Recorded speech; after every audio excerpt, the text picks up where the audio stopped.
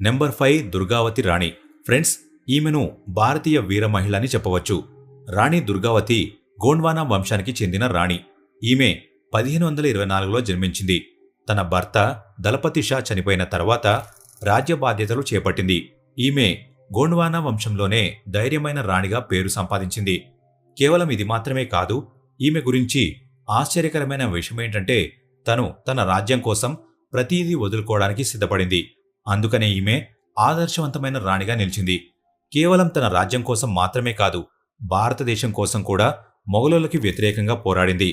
అక్బర్ సేనాధిపతి బైరం ఖాన్తో కూడా యుద్ధం చేసింది. ఆ యుద్ధంలో ఈమె ఓడిపోయింది.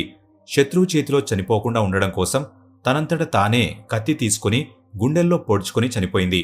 చనిపోయే ముందు వరకు కూడా ఓటమి అంగీకరించకుండా పోరాడుతూనే ఉంది. ఆమె వీరత్వమే భారతదేశ చరిత్రలో ఆమెని గొప్ప రాణిగా నిలిచేలా చేసింది. ఈమె వీరత్వం గురించి భారతీయులు చాలా గర్వంగా చెప్పుకుంటారు, చాలా గొప్పగా గుర్తు చేసుకుంటారు. ఇప్పటికీ ఈమెను చాలామంది ఆదర్శంగా తీసుకుంటున్నారు.